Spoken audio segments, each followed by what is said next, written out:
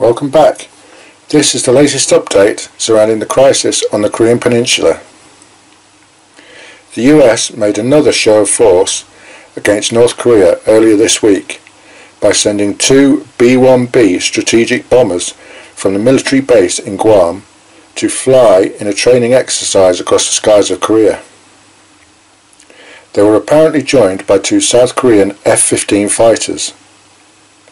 Taking the formidable bombers just 2.5 hours to fly from Guam, this is considered by many to be in response to the death of American student Otto Warmbier shortly after his release from North Korea. For those who don't know about this, 22-year-old Otto was arrested 18 months ago for trying to take a propaganda poster.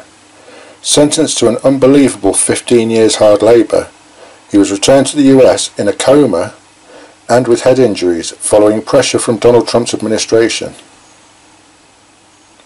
Sadly, he never recovered and passed away on Monday. President Trump immediately called it a total disgrace and is apparently gauging the mood of the American people before deciding what action to take. No doubt the sending of these potentially devastating bombers is intended as a solid message to the North Korean government. Of course, the North Koreans have taken no notice and branded the US president a psychopath, stating that South Korea must realise that following psychopath Trump will only lead to disaster. Meanwhile, it is now apparent that talks between China and the US have been less than fruitful, with Donald Trump tweeting that it has not worked out. In fact, China proposed that the US and South Korea stop all military exercises in the hope that North Korea would then stop its nuclear and ballistic missile tests. America, of course, rejected this. Meanwhile, activity has been seen by US satellites at one of the underground test sites in North Korea, suggesting they are gearing up for a sixth nuclear test any day now. While the USS Carl Vinson has left the region, the equally impressive USS Ronald Reagan has stayed close around Japan, just a short distance from Korea.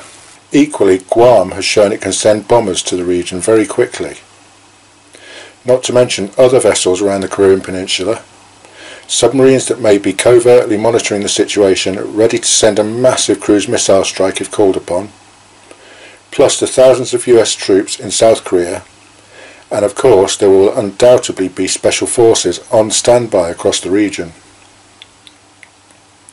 As the US reaches a point where it has exhausted all diplomatic channels and tried harsher and harsher sanctions to no avail, it seems ever more likely that some sort of military action is on the cards.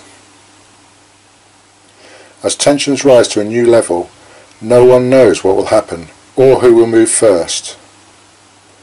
Let us hope it won't come to that, but we will do our best to keep you informed as the situation develops, so hit that subscribe button for further updates. The world is watching, so be kind to each other.